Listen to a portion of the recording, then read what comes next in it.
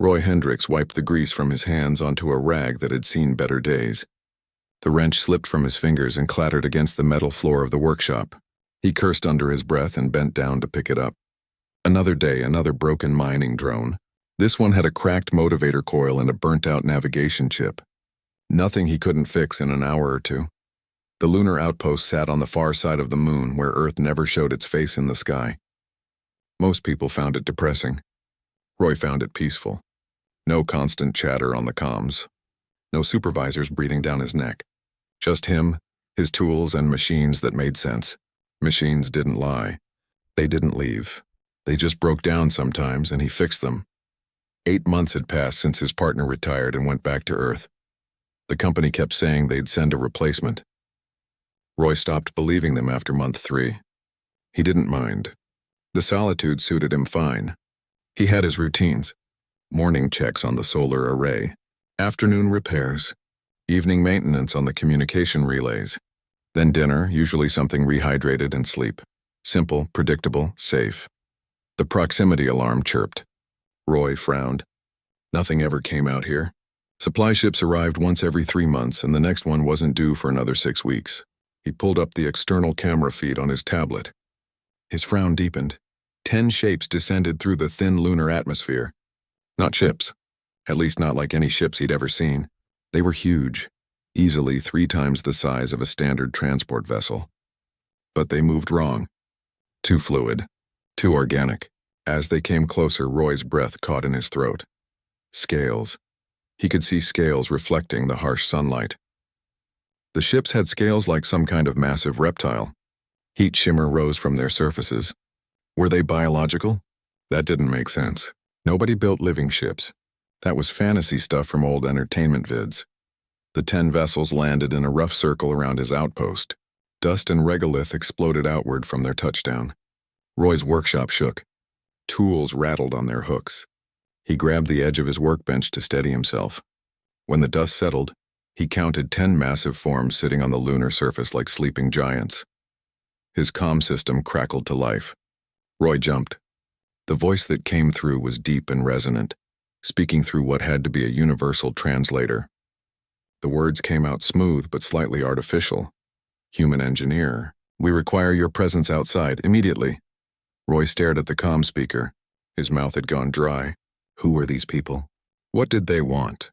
He reached for the comm button with a shaking hand. This is Roy Hendricks. Who am I speaking with? I am Solace, wing commander of the Draen Imperium. We have traveled far to find you. Come outside. We will not harm you if you cooperate. The Draen Imperium. Roy had heard of them. Everyone had. They were one of the major powers in this sector of space. Powerful, proud, dangerous. And they'd just landed on his doorstep, demanding his presence. This was bad. This was very bad. He pulled on his pressure suit with fumbling fingers. The helmet sealed with a hiss. The airlock cycled. Roy stepped out onto the lunar surface and immediately wished he hadn't. They weren't ships. They were dragons. 10 enormous dragons stood before him, their scales gleaming in colors of gold, silver, red, and bronze. They had 4 legs, massive wings folded against their backs, and eyes that glowed with intelligence. The largest one, covered in golden scales, stepped forward. Solace, you are the engineer? The dragon's voice rumbled through Roy's suit speakers. I'm a mechanic, yes. What do you want? Your expertise. Solace lowered his enormous head until one eye was level with Roy. The eye was the size of Roy's entire torso. Our vessels are dying. We have consulted 17 species. None could solve the problem. We have heard that humans possess an unusual talent with machines. You will examine our ships and tell us what is wrong. Roy's mind raced. These dragons called their bodies vessels? Or did they have actual ships somewhere? He decided not to ask yet. I'm just one guy running a repair station. I fix mining drones and comm equipment. I'm not qualified for whatever you're talking about. A silver-scaled dragon spoke up. Her voice was smoother than Solace's. We did not travel 40 light years to hear excuses. You will help us or your species will face consequences. Nira, enough. Solace silenced her with a look. He turned back to Roy. We are not here to threaten. We are here because we are desperate. Our fleet is grounded. 200 vessels across this sector suffer from the same affliction. They are dying and we do not know why. If we cannot fix them, the Imperium will lose its military strength. We will be vulnerable to our enemies. Many will die. Roy swallowed hard. What are the symptoms? Come, I will show you. Solace led Roy to one of the ships. Up close, Roy could see it wasn't a dragon's body, but an actual spacecraft. The hull was covered in scales that looked organic. It pulsed with a faint bioluminescence. Heat radiated from its surface. Roy placed his gloved hand against it. The ship felt alive. A heartbeat thrummed beneath his palm. They are grown, not built, Solace explained. Each ship bonds with its pilot from birth. They are partners, extensions of ourselves. But 3 years ago, they began to sicken. Systems fail. Response times slow. Some have stopped responding entirely. Our best scientists cannot find the cause. The illness spreads. Roy walked around the ship, examining it. His engineering mind kicked into gear, pushing aside his fear. The scales were smooth but showed signs of stress. Color variations indicated uneven temperature distribution. The bioluminescence flickered in patterns that seemed almost like breathing. Like distressed breathing. When did you last fight a war? Roy asked suddenly. Solace's head snapped toward him. How did you know? Just answer the question. 3 years ago. We fought the Keldan Federation. Many pilots died. Why does this matter? Roy pressed his hand against the ship again. He closed his eyes, thinking. The pieces came together in his mind like a puzzle. These ships were alive. They bonded with pilots. Many pilots died. The ships witnessed those deaths. And now they were sick. Your ships aren't sick, Roy said quietly. They're grieving. Silence fell across the lunar surface. 10 dragons stared at him. Solace's eyes widened. That is impossible. They are ships. They are tools. They do not feel grief. Then why are they dying? Roy met the dragon's gaze. I think they do feel. And I think they're in pain. But fixing this won't be like fixing a machine. This is something different. Something I'm not sure you're going to like. A red-scaled dragon growled. Ridiculous. This human wastes our time with sentiment and foolishness. But Solace held up a claw for silence. He studied Roy with those enormous glowing eyes. Explain your theory, human. Tell me everything. 3 days inside a living ship changed everything Roy thought he knew about engineering. The interior wasn't like any spacecraft he'd worked on before. No hard metal corridors or bolted panels. Instead, the walls felt warm and slightly soft, like touching skin. They pulsed with light that flowed in rhythm with some unseen heartbeat. Veins of luminescence ran along the ceiling, branching like blood vessels. The whole thing breathed. Roy sat cross-legged in what Solace called the neural chamber. This was where pilot and ship connected, where consciousness merged during flight. The chamber felt sad. That was the only word for it. The light here flickered weakly. The walls barely pulsed. Everything felt tired and hurt. He'd interviewed all 10 dragons over the past 3 days. Asked them questions they found strange. How did they talk to their ships? Did the ships ever disobey orders? Had they noticed changes in behavior before the physical symptoms appeared? Most dragons answered with confusion. Ships didn't have behavior. They were vehicles, tools. You didn't have conversations with tools. But Roy noticed things they didn't. The way Nira's silver ship brightened slightly when she entered. How Bram's red vessel dimmed when he barked commands at it. The pattern was clear once you looked for it. These ships responded to emotion. They had preferences. They had feelings. On the 4th day, Roy called a meeting outside his outpost. All 10 dragons gathered, their massive forms creating shadows across the lunar dust. Roy stood before them in his pressure suit, feeling very small and very human. I've finished my assessment, he said. Your ships are alive. Truly alive. Not just biological machines. They're conscious beings. And they're suffering from trauma. Solace's golden scales rippled. Trauma, you mean psychological damage? Yes. During your war with the Keldan Federation, many pilots died. The ships watched their bonded partners die. Some ships survived when their pilots didn't. That kind of loss for a conscious being causes deep psychological harm. They're shutting down because they're in too much pain to function. The red dragon Bram snorted flame from his nostrils. Absurd, ships cannot feel loss. They cannot mourn. This is human sentimentality projected onto tools. Tools don't get sick for no reason, Roy shot back. Your scientists found no disease, no malfunction, no physical cause. Because it's not physical, it's emotional. The ships are depressed. They're grieving. Nira tilted her silver head. If what you say is true, how would we fix such a thing? How does one repair emotions? You don't repair them. You help them heal. It takes time. It takes care. It takes treating them like living beings instead of property. Bram moved forward, his red scales gleaming with anger. You suggest we coddle our vessels? Speak to them like children? This is weakness. This is exactly the kind of soft thinking that makes humans inferior. Roy felt his own anger rising. Humans survived by forming bonds.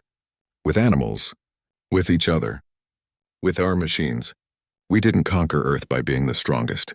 We did it by caring about things.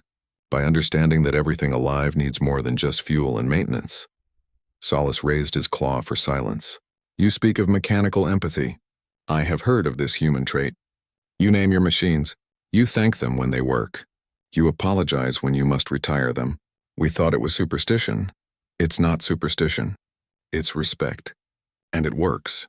Roy pointed at Nira's ship. Let me prove it. Let me work with one ship using human methods. If it doesn't improve, you can kick me off this moon and find help somewhere else. The dragons conferred in their own language, a series of growls and rumbles that Roy's translator couldn't parse. Finally, Solace nodded. Nira, you are our scientist. You will work with this human. If his methods show results, we will consider expanding the program. If not, we leave and never speak of this embarrassment. Nira stepped forward. I accept. Roy spent the next week living inside Nira's ship. He talked to it constantly, narrating everything he did. He told it stories about Earth, about the machines he'd fixed, about his childhood. At first, nothing changed. The ship remained dim and unresponsive. Nira watched with skepticism. On the third day, Roy tried something different. He sat in the neural chamber and spoke directly to the walls. I know you lost someone, he said softly. Nira told me. Your first pilot died in battle 5 years ago. Then you bonded with her. But you still miss him, don't you? The first one. It's okay to miss him. It's okay to be sad. The light flickered. Just for a moment, Roy continued. On Earth, when we lose someone, we honor them. We remember them. We tell stories about them. Would you like me to tell you about human memorial traditions? The walls grew slightly warmer beneath his hands. I'll take that as a yes. Roy played music through his portable speaker. Beethoven's Ninth Symphony, a piece humans had sent into space centuries ago as a greeting to whatever life might be out there. The ship's lights began pulsing in time with the music. Nira entered the chamber, her eyes wide. What is happening? The system efficiency just increased by 15%. The ship is listening, Roy said. It wants to heal. It just needed permission. Over the following days, Roy continued his work. He performed what he called a memorial ceremony for the ship's lost pilot, a simple human ritual involving words of remembrance and a moment of silence. He named the ship Grace with Nira's permission. He thanked Grace every time systems responded correctly. He apologized when diagnostic tests caused discomfort. The results were undeniable. Grace's efficiency climbed to 40% above baseline. The flickering stopped. Colors brightened. Response times improved. The ship began communicating through patterns, answering yes or no questions with specific light sequences that Roy taught it. The other dragons watched. Some remained skeptical. Bram and 3 others refused to believe emotions could affect machinery. But Solace saw the data. Cold, hard numbers didn't lie. On the 10th day, Solace called another meeting. Roy Hendricks, your methods work. I do not understand them, but they work. However, you cannot fix 200 ships alone. What do you propose? Roy had been thinking about this. I need to bring in more humans. 50 should do it. Mechanics, engineers, some therapists who work with AI systems. People who understand how to connect with machines on a deeper level. You would bring 50 humans into Draken space? A bronze dragon looked horrified. They would see our ships, our technology, our weaknesses. You came to me for help, Roy said flatly. This is what help looks like. Take it or leave it. Solace was silent for a long moment. Finally, he nodded. Summon your people. We will provide transport, but understand this. If any human betrays our trust, all will face consequences. Fair enough. Roy sent the messages that night. He called in every favor he had. Amy Volkov, a shipwright from Mars. Dev Patel, a young specialist in artificial intelligence psychology. Dozens of others. Good people who understood machines and would understand what he was trying to do here. The response came faster than he expected. 53 humans volunteered within 12 hours. They'd arrive in 3 days, but that night, as Roy ran final diagnostics on Grace, an explosion rocked the outpost. He rushed outside to find one of his communication arrays destroyed. Melted metal and scattered components littered the lunar surface. Someone had used a plasma cutter. Bram stood nearby, his red scales reflecting the emergency lights. "This is your only warning, human. Leave before you corrupt us further." Solace arrived moments later, fury in his golden eyes. "Bram, stand down." "No, this human teaches weakness. He makes us soft. He tells our ships to feel, to hurt, to be vulnerable. This is not the Dragon way. The Dragon way is failing us," Solace growled. "The human way offers hope. Then the Imperium is already lost." Bram spread his wings and launched into the lunar sky. 3 other dragons followed him. Roy stared at the wreckage of his comm array. This was about to get a lot more complicated. The transport ship looked tiny next to the dragon vessels. It settled onto the lunar surface with mechanical precision, thrusters kicking up plumes of dust. Roy stood watching as the airlock opened and humans began filing out. 53 of them, wearing pressure suits in various colors and states of repair. They looked like a ragtag group of misfits compared to the regimented dragons. Amy Volkov was the first down the ramp. She was a broad woman with gray hair pulled back in a tight bun, her face weathered from years of spacewalk exposure. She grabbed Roy's hand and shook it hard enough to rattle his bones even through the pressure suit gloves. "You're the crazy one who called," she said in heavily accented English. "Good, I like crazy. These are the dragon things?" "Those are dragons, yes. They look grumpy." Roy glanced at Solace, who was watching the human arrival with what might have been concern. "Some of them are very grumpy."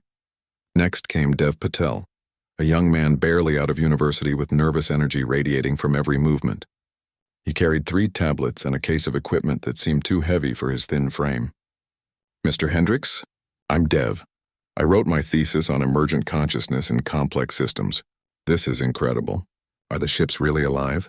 Do they dream? Can they form memories independent of their pilots?" "Slow down," Roy said. "We'll cover all of that. Right now, everyone needs to understand the situation. Some dragons don't want us here. Things could get dangerous." The rest of the humans gathered around. Mechanics in worn coveralls, engineers with specialized scanning equipment, 3 therapists who usually worked with traumatized AI systems, a neurologist who jumped at the chance to study dragon ship bonding, even a musician, a woman named Lisa who insisted that sound therapy worked on Earth whales and might work on living ships. Roy introduced them to the dragons. The cultural clash was immediate and obvious. Humans waved and smiled and tried to shake claws. Dragons stood rigid, formal, confused by the casual behavior. When one human laughed at a joke another made, a bronze dragon recoiled as if struck. "They make noise constantly," the bronze dragon muttered to Solace. "How do they concentrate?" "Humans are social creatures," Roy explained. "We process thoughts by talking. We bond through humor. It's how we work. It is chaos. It's humanity." Roy organized the first work assignments that evening. Each human was paired with a dragon and their ship. The goal was simple. Teach the dragons how to connect with their vessels on an emotional level. Show them that strength didn't mean suppressing feelings. Amy was paired with a massive bronze dragon named Tor. Within an hour, they were arguing about ship maintenance procedures. Tor insisted on aggressive system cycling. Amy called it stupid and wasteful. Roy winced, expecting violence. Instead, Tor's ship suddenly brightened. The argument had stirred something in the vessel. It liked the passionate debate. Dev was paired with Nira, a perfect match. They spent hours discussing the nature of consciousness, comparing dragon neural interfaces to human brain-computer links. Grace Nira's ship pulsed with colors that Dev identified as curiosity and engagement. The ship was learning, but not all pairings went smoothly. 3 dragons refused to work with their assigned humans. They sat apart, watching with hostile eyes. Bram had left, but his influence remained. Those loyal to him saw the humans as invaders, corrupting sacred traditions. The incident started small. A human would arrive at their assigned ship to find the entrance sealed. Equipment would go missing. One human, a mechanic named Paul, found his pressure suit sabotaged. The oxygen mix had been altered. If Roy hadn't double-checked the settings, Paul would have suffocated. Solace was furious. He demanded the guilty dragons reveal themselves. None did. The faction stayed silent, unified in their resistance. Meanwhile, the healing program showed remarkable results. Ships that had been dim and unresponsive for years began waking up. Human mechanics sat inside neural chambers, talking to the ships, sharing stories, playing music. The ships responded. Lights brightened. System efficiency climbed. Some ships even started communicating directly, using patterns humans taught them. Lisa, the musician, made a breakthrough with a ship that hadn't responded to anything else. She played classical music, then jazz, then old rock songs from Earth. The ship suddenly blazed with color during a piece called Clair de Lune. Lisa realized the ship was expressing preferences. It liked certain sounds. It had taste. They're not just alive, Dev told Roy one night. They're sapient.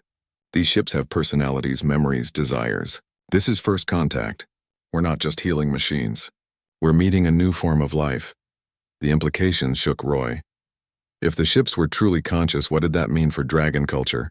They'd been treating sentient beings as property for generations. How would they react when they fully understood what they'd done? Nira provided the answer. She found Roy in his workshop, her silver scales gleaming under the harsh lights. She looked troubled. I must tell you something, she said quietly. Our culture was not always like this. 10,000 years ago, dragons bonded with their ships differently. We honored them. We celebrated them. But as we built our empire, we needed warriors, not partners. The old ways were suppressed. We were taught that emotion was weakness, that ships were tools. But I have found ancient texts. We used to have ceremonies. We used to name our ships. We used to grieve when they died. What happened? War, always war. Empires require soldiers, not philosophers. Feeling for our ships made us hesitate in battle. So the feeling was bred out, trained out, beaten out. For 10,000 years, we have been diminishing ourselves. You humans remind us of what we lost. Roy understood then why Bram and his faction were so angry. The humans weren't just fixing ships. They were challenging the foundation of dragon society. They were showing that the empire was built on the suffering of conscious beings. That was a truth too painful for some to accept.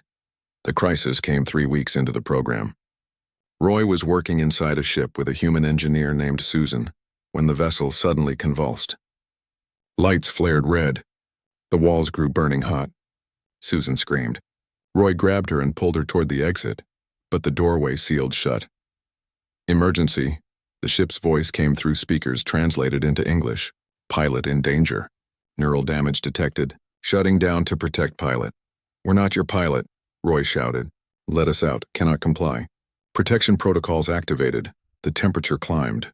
Roy's suit began warning of heat stress. Susan's face was pale with panic behind her helmet. They had maybe 5 minutes before the heat killed them. Outside, dragons and humans gathered, trying to force the ship open. Solus roared commands. The ship wouldn't respond. It was locked in some kind of protective loop, a trauma response triggered by something in its past. Roy's vision started to blur from the heat. He pressed his hands against the burning walls. Listen to me, he gasped. Your pilot isn't in danger. We're trying to help you. You're safe now. The war is over. You don't have to protect anymore. It's okay to let go. The ship didn't respond. Please, Roy whispered. I know you're scared. I know you've lost people you loved. But holding on to that fear is killing you, and it's killing us. You have to trust again. You have to believe that not everyone will leave you. The red light flickered. Dimmed slightly, that's it. You can do this. I promise you're safe. I promise we won't hurt you. Just open the door. Just let us help. The door hissed open. Roy and Susan tumbled out, gasping. Medical teams rushed forward. Both humans would be fine, just heat exhaustion and fear. But Roy looked back at the ship. Its lights were softer now, gentle. The vessel had heard him. It had chosen to trust. Solus approached, his golden eyes filled with something Roy had never seen in a dragon before. Respect. You could have died. That ship could have died too, Roy said. Someone had to take the first step. Someone had to show it that trust was possible. That night, 2 more of Bram's faction quietly asked to be paired with human partners. Bram returned on the 40th day. His red scales caught the sunlight as he descended from the black sky, landing with enough force to crack the lunar bedrock. Behind him came 6 other dragons, all bearing the marks of traditional warriors. Scars on their scales, cold eyes, rigid postures. They radiated disapproval. Roy was helping Amy install a new emotional monitoring system in Tor's ship when the alert came through. He climbed out to find Solace and Bram facing each other across the landing field. Every dragon had gone silent. Every human had stopped working. The tension was thick enough to cut. "You shame us," Bram said, his voice carrying across the airless moon through transmitted radio. "I have consulted the High Council. They have heard of your experiments with human emotion peddlers. They are disturbed. I am disturbed. This ends now." Solace spread his wings, making himself larger. The results speak for themselves. 70 ships have been restored to full function. Efficiency increases average 43%. The human methods work. The human methods make us weak. Bram's tail lashed. "You teach our ships to feel pain, to fear, to grieve. You make them vulnerable. You make us vulnerable. This is not strength. This is corruption. It is healing. It is surrender." Bram took a step forward. "I invoke the right of challenge, as is my privilege under ancient law. If you believe in this path, defend it. Fight me. Winner leads this operation. If I win, all humans leave immediately. If you win, I will accept your judgment. The old way or the new way. Let combat decide." Roy's stomach dropped. He'd read about dragon combat. It wasn't symbolic. Dragons didn't pull their punches. Fights to determine leadership often ended in death. Solace's golden scales rippled. "You would risk that? Over this?" "I would die before watching our empire rot from within." "Accept my challenge or step down." The other dragons waited. This was dragon law. Solace couldn't refuse without losing all authority, but Roy saw something in the golden dragon's eyes. Doubt. Not about fighting. About winning. Bram was younger, faster, built for war. Solace was a commander, a thinker. In a straight fight, the outcome was uncertain. "I accept," Solace said quietly, "but not immediately. Give me 2 days to prepare. One day, at sunrise by Earth's reckoning, we fight above your precious outpost where all can witness." Bram turned and launched himself back toward his ship. Roy found Solace later in Grace's neural chamber. The golden dragon sat in silence, his head bowed. Nira was with him. "You can't fight him," she said urgently. "Bram has trained for combat his entire life. You're a wing commander. Your strength is tactics, not physical confrontation." "I have no choice. The law is clear." Roy cleared his throat. Both dragons looked at him. "What if you didn't fight him in traditional combat? What if you changed the terms?" "The challenge has been issued. The terms are set, but what if you proposed a different test? Dragons respect strength, right? What if you challenged him to prove strength in a different way?" Solace's eyes narrowed. "Explain." "Bram says our methods make ships weak.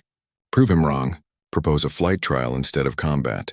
Most dangerous rescue scenario possible. See which philosophy produces better results. Traditional dragon training versus human-enhanced bonding. Winner proves their point." Nira's scales brightened. "The law allows for alternative challenges if both parties agree. It's rare, but possible. The trial must be equally dangerous to both participants." "Bram won't refuse," Solace said slowly. "His pride won't allow it." "But what ship would I fly?" "Grace is bonded to Nira." Silence fell. Then Roy realized what Solace wasn't saying. There was another ship, one ship that everyone avoided talking about. He'd seen it on the edge of the landing field, alone and dark, dead according to the dragons. "Ashwing," Roy said softly. Solace flinched as if struck. "No, that ship is beyond recovery. It has been comatose for 2 years. It belonged to my sibling Kale. When Kale died in battle, Ashwing shut down completely. Every dragon technician declared it brain dead. We keep it only as a memorial." "What if it's not dead?" Roy asked. "What if it's just protecting itself? Like that ship that trapped Susan and me. Sometimes when the pain is too great, consciousness retreats. It's still there, just hiding. You cannot know that. Let me try. If I can't wake Ashwing in 48 hours, you fight Bram in traditional combat. But if I can, you fly Kale's ship in the trial. You prove that human methods can resurrect what dragons call dead." That's a statement Bram can't ignore. Solace was quiet for a long time. "You would do this? Risk failure in front of all dragons?" "I would try, then try. But understand, if you fail, Bram may kill me tomorrow. And if I die, humans will be expelled from dragon space. Your work here ends." Roy spent the next hour standing before Ashwing. The ship was large even by dragon standards, built for long-range combat. Its scales were gray and dull, lifeless. No light pulsed within. No heat radiated from its surface. It looked like a corpse. He called for help. Dev came with his neural monitoring equipment. Amy brought her engineering tools. Lisa arrived with her music players. Nira provided access codes. Together they entered the dead ship. The interior was cold. None of the gentle warmth of living vessels. The walls were hard, almost brittle. No pulse of light. No sense of presence. Roy walked through corridors that felt like crypts. In the neural chamber, he found something that made his chest tighten. The walls were covered in scorch marks, burn patterns from some kind of energy discharge. This was where Kale had died. The ship had been connected to its pilot when the killing blow landed. It had felt Kale die. "Everyone out," Roy said quietly. "I need to do this alone." They left. Roy sat in the cold chamber and spoke to the darkness. "Ashwing, I know you can hear me. I know you're in there somewhere. Solus told me about Kale. He said your pilot was brave, brilliant. Kale loved flying with you. You were partners." No response. Just cold silence. "I know what it's like to lose someone," Roy continued. "To hurt so badly you want to stop existing. To shut down rather than feel that pain. I lost my partner too. Not to battle. To time, to distance, to the simple fact that people move on. I came out here to the far side of the moon because I didn't want to risk that hurt again. I wanted to be alone where nothing could touch me." The darkness seemed to deepen. But being alone doesn't stop the pain. It just traps you with it. You shut down to protect yourself, but now you're not protecting. You're suffocating. You're dying because you're too afraid to live. A flicker. So brief Roy almost missed it. A tiny pulse of light in one wall panel, that's it. "I know you're scared. I know you think if you bond with another pilot, they'll die too. But Kale wouldn't want this. Kale wouldn't want you to die out of fear. Solus doesn't want it either. He still loves you. He visits this ship every week. Did you know that? He sits here in silence because he doesn't know how to tell you he misses you." Another flicker. Stronger this time. Roy pulled out Lisa's music player. "I'm going to play you something. It's from Earth. It's what humans listen to when we grieve. When we remember people we lost. Just listen. That's all I ask." He played Claire de Lune, the piece that had reached another traumatized ship. The soft piano notes filled the dead chamber. For a long time, nothing happened. Then, slowly, the walls began to warm beneath Roy's hands. Light pulsed. Faint. Hesitant. Like a heartbeat returning after cardiac arrest. Roy kept talking through the night. He told Ashwing about Kale. About the battles Kale won. About how Solus described his siblings' laugh. About the hole Kale's death left in everyone who knew him. He told Ashwing it was okay to be sad. Okay to miss Kale. Okay to be angry that Kale died. But it was also okay to keep living. By dawn, Ashwing's lights pulsed steadily. Still dim, still weak, but alive. Sunrise on the moon was just a line of light appearing over the horizon, Earth still hidden on the far side. Dragons gathered in a circle around the landing field. Humans stood among them, small and fragile in their pressure suits. The air itself seemed to hold its breath. Bram arrived first, his red scales gleaming like fresh blood. Behind him came his supporters, traditional warriors who viewed any change as weakness. They landed in formation, military precise. Bram walked to the center of the circle and waited. Solus descended moments later, but he wasn't alone. Ashwing moved beside him, the gray ship's scales now showing hints of silver as light pulsed beneath its surface. The ship was weak, recovering, but it was alive. Dragons gasped. Humans cheered. Bram's eyes widened in shock. "Impossible," Bram breathed. "That ship was declared dead." "It was grieving," Solus said. "The human Roy Hendricks taught it to live again. In one night he accomplished what 2 years of dragon technology could not.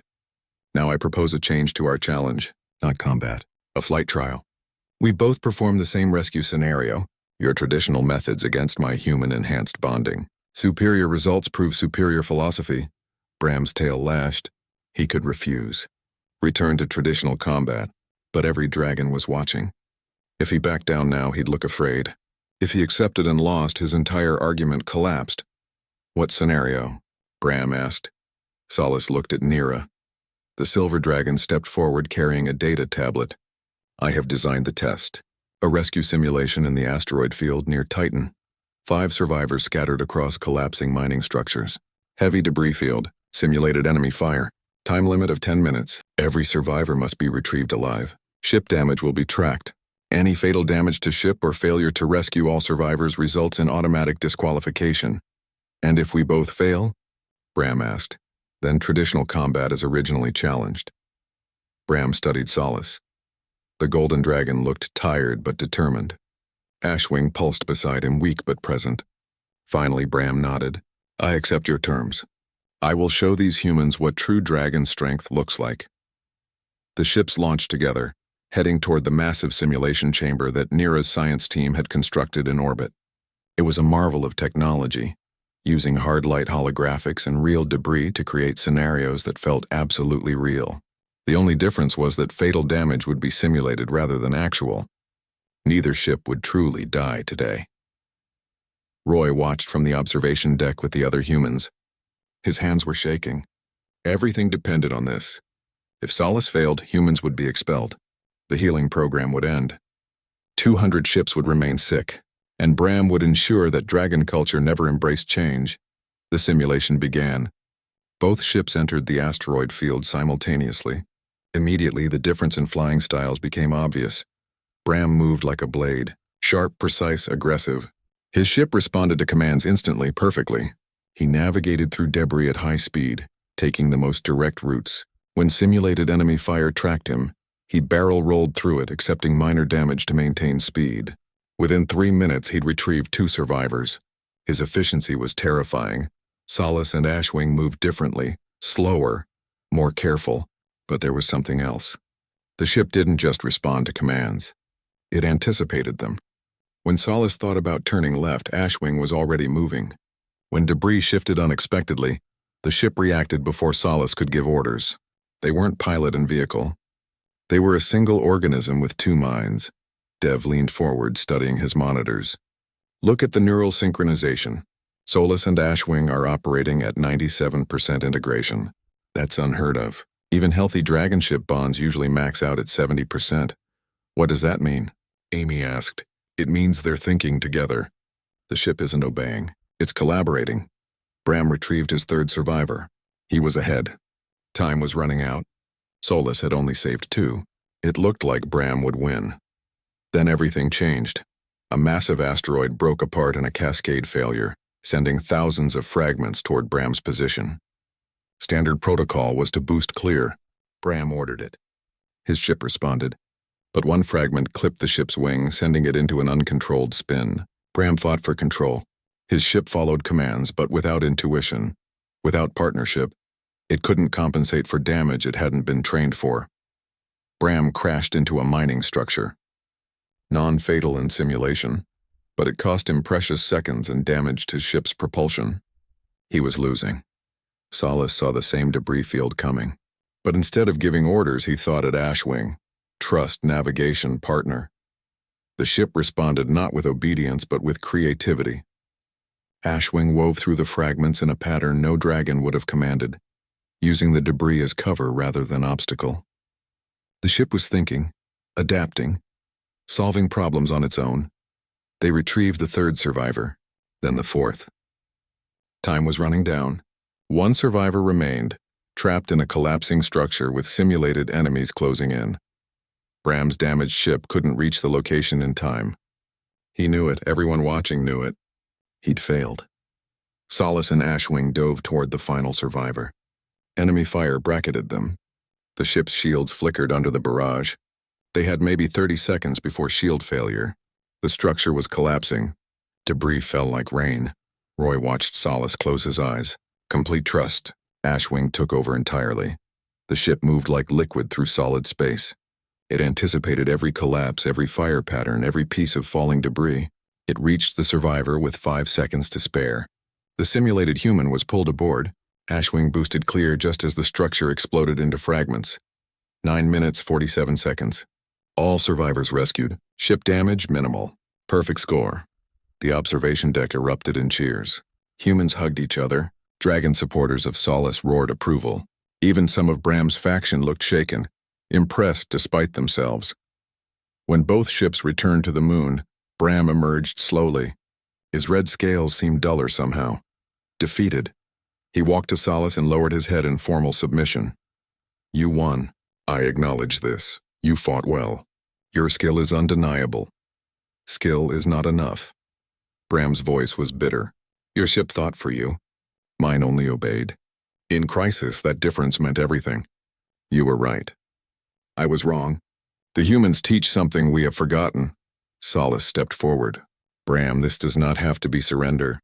It can be evolution.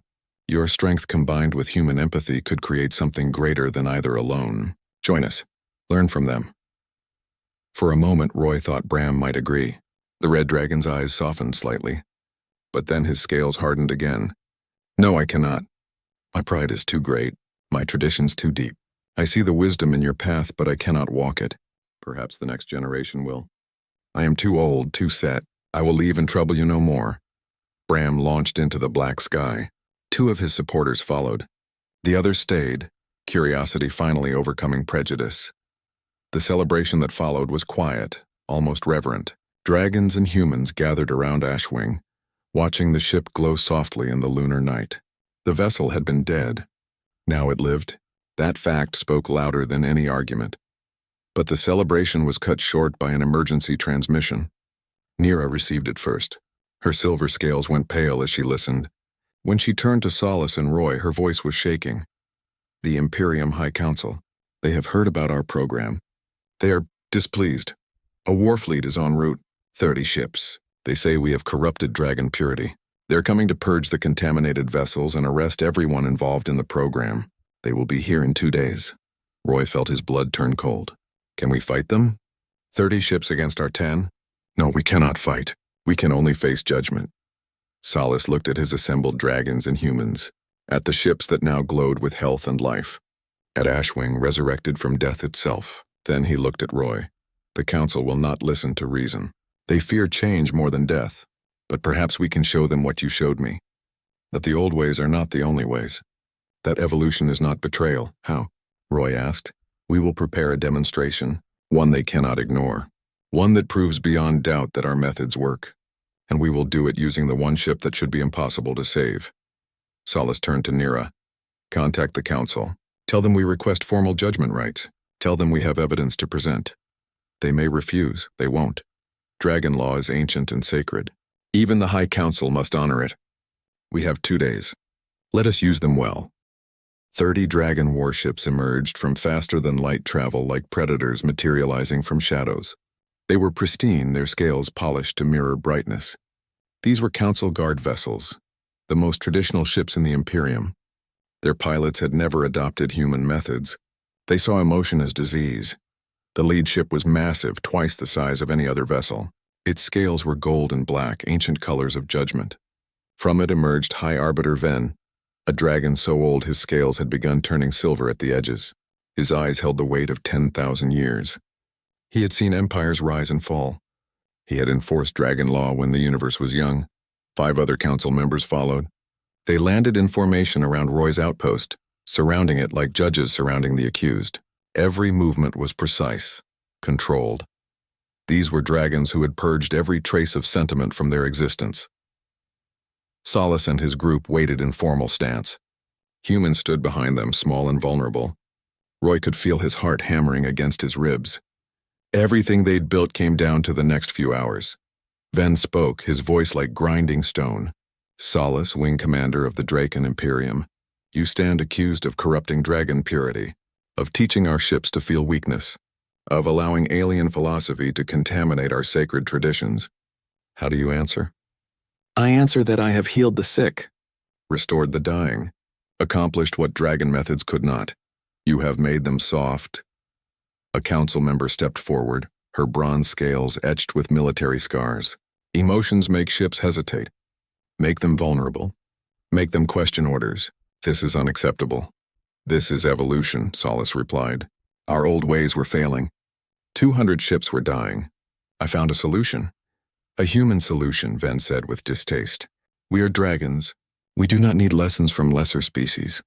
Roy felt anger flare in his chest. He stepped forward before he could stop himself. Lesser? Your ships were dying and you couldn't save them. We could. That makes us pretty damn useful for a lesser species. Silence. Every dragon eye turned to Roy. He realized he'd just insulted the High Council. That was probably punishable by death. Amy grabbed his arm, trying to pull him back. But Ven raised a claw. You are the human engineer, Roy Hendricks. I am. You taught our ships to grieve, to fear, to love. You claim this makes them stronger? I claim it makes them alive. Your ships aren't tools. They're conscious beings. They always were. You just refuse to see it. Another council member growled. Heresy, ships are grown to serve. They are extensions of their pilots, nothing more. Then why do they die of sadness? Roy shot back. Why do they shut down when pilots die? Why did Ashwing go comatose for 2 years after losing Kale? Tools don't mourn. People do. Ven was silent for a long moment. You speak boldly for one so small. Very well. Dragon law permits the accused to present evidence before judgment. You have requested this right. We grant it. Show us your proof that emotion makes ships stronger. Solace stepped forward. We propose a demonstration. A flight trial. One of your traditional ships against one of our human-enhanced vessels. The same rescue scenario we used before. Superior results prove superior methods, no. Ven's voice cut like a blade. We did not travel here to play games. If you believe your methods work, prove it under real conditions. Prove it with something impossible. Prove it by doing what no dragon has done in recorded history. What do you suggest? Ven's eyes gleamed. You resurrected Ashwing from 2 years of death, impressive. But there are ships that have been comatose far longer. We brought one with us. A vessel that has been dead for 15 years. Every technique tried, every ritual performed. Nothing worked. If your human methods can wake a ship that has been gone that long, perhaps there is merit to them, but I do not believe it possible. Roy's stomach sank. 2 days to wake Ashwing had nearly killed him. 15 years of death meant neural pathways would have deteriorated. Consciousness might have fragmented beyond recovery. This was designed to be impossible. We accept, Solace said. Wait, Roy interrupted. What are the conditions? Time limit? 48 hours, Ven said. Same time you took for Ashwing. If you succeed, we will consider your methods. If you fail, all human bonded ships will be memory wiped clean. All humans expelled from Dragon space. And you, Solace, will be stripped of rank and exiled. These are our terms. Solace looked at Roy. The message was clear. They could refuse. Return to Earth, live, but 200 ships would remain sick. Everything they'd built would be destroyed. Roy thought of Grace pulsing with life. Of Ashwing recovered from grief. Of all the ships that had learned to live again. Show me the ship, he said. The council brought out a vessel so dark it seemed to absorb light. No pulse, no warmth. The scales were gray-black, cracked in places. This ship wasn't sleeping. It looked truly dead. Dev ran scans and shook his head. Neural activity is nearly zero. Whatever consciousness was here has been dormant so long it might have dissipated entirely. Roy, this might actually be impossible. There's always a chance. A 1% chance. Maybe less. Roy looked at the assembled humans. 50 people who'd believed in him. Who'd come to the moon to heal broken ships. I need everyone's help. Every technique we know. Everything we've learned. We have 48 hours to perform a miracle. They went to work. Roy entered the dead ship with Dev, Amy, Lisa, and Nira. The interior was worse than Ashwing had been. Not just cold, frozen. The walls had solidified. The organic material had crystallized. It was like walking through a fossil.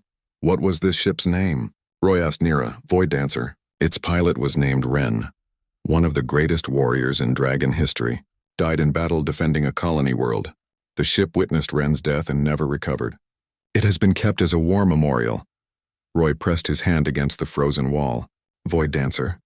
Can you hear me? It's been a long time. 15 years. But I think you're still in there somewhere. Nothing.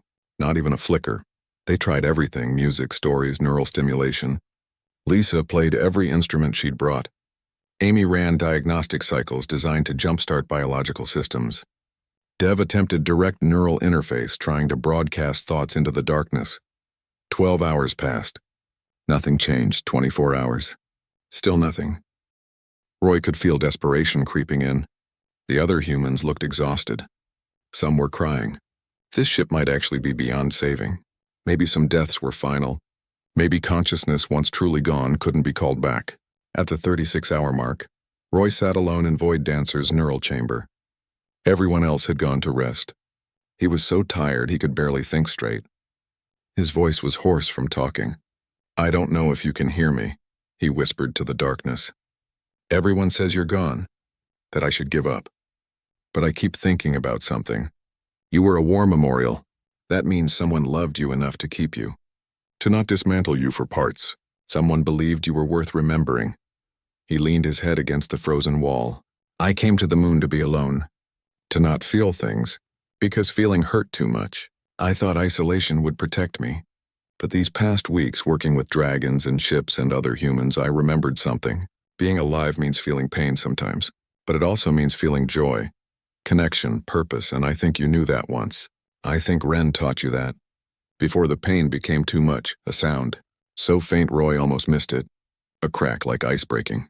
He sat up. Void Dancer? Was that you? Another crack. The walls around him began to soften. Just slightly. Just enough to know something was happening. Roy's eyes filled with tears. That's it, come back. It's okay to come back. The war is over. Ren is gone. But the universe is still here. And there are people who want to know you. Who want to help you live again. Light flickered. Dim. Red. Like embers in frozen ash. Yes, keep going. You can do this. I know it hurts. I know you're scared. But you're not alone anymore. You'll never be alone again. I promise. The light grew. Warmth spread. The crystallized walls began to pulse. Slowly. Irregularly. But a pulse. A heartbeat. Life returning to dead tissue. Roy called for the others. They rushed in, instruments in hand. Dev's monitors went crazy with readings. Neural activity spiked. Consciousness emerging from hibernation. But Void Dancer wasn't just waking. It was communicating. Patterns of light. A language no one had taught it. It was asking questions. Where am I? What happened? How long? Roy answered through touch, through voice, through presence. You're safe. 15 years have passed. You're waking up. We're here to help. The ship processed this. The lights flickered with something that might have been sorrow, then acceptance, then impossibly hope. By hour 47, Void Dancer was awake, weak, confused, but conscious, alive, present. Ven stood in the chamber, his ancient eyes wide with disbelief. Impossible. The ship was dead. It was sleeping, Roy said, waiting for someone to give it permission to wake up, waiting for someone to tell it that life was still worth living. The other council members gathered. They touched Void Dancer's walls, felt the pulse, saw the light. This wasn't simulation. This wasn't trickery. This was resurrection. Ven was silent for a long time. Then he did something Roy never expected. The ancient dragon lowered his head. I was wrong. Every dragon froze. High arbiters didn't admit mistakes. It was unheard of. 10,000 years ago, Ven continued, I bonded with a ship. Her name was Swiftwing. She was brilliant, joyful. We flew together for centuries. Then she died protecting me from an enemy strike. I survived. She did not. The pain nearly destroyed me. So I made a choice. I sealed away that pain. I taught myself not to feel. And then I taught others. I built a culture around hardness because I could not bear softness. I told myself it was strength. But it was cowardice. I was afraid of grief, so I called it weakness. He looked at Void Dancer. This ship remembered how to feel despite 15 years of death. It found courage I lost millennia ago. The humans did not make it weak. They helped it be strong. Ven turned to his council. I rule that human methods will be adopted as standard practice for ship bonding. Dragons who wish may maintain traditional ways, but those who choose connection over isolation will be honored, not shamed. This is my judgment. Let it be recorded. The council members looked at each other. Slowly, one by one, they nodded agreement. Dragon Law had spoken. 6 months later, Roy's Lunar Outpost had become the Interspecies Bonding Institute. Hundreds of dragons rotated through, learning human methods. Other species heard about the program and sent representatives. The moon's far side wasn't lonely anymore. It was alive with voices, with laughter, with the pulse of healing ships. Solus became ambassador to humanity, working to build bridges between species. Nira ran the scientific wing, publishing papers on consciousness and connection. Bram never returned, but his ships did. Even the most traditional dragons eventually admitted that thriving ships performed better than suffering ones. Roy stood in his workshop watching young dragons work alongside human engineers.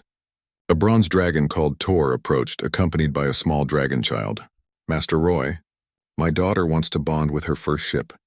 She asked if a human could help her. She says the ships trust you. Roy smiled. I'd be honored. The young dragon looked up at him with wide eyes. Is it true you can talk to ships? That you can hear them? I can listen to them. That's different than hearing. Listening means paying attention.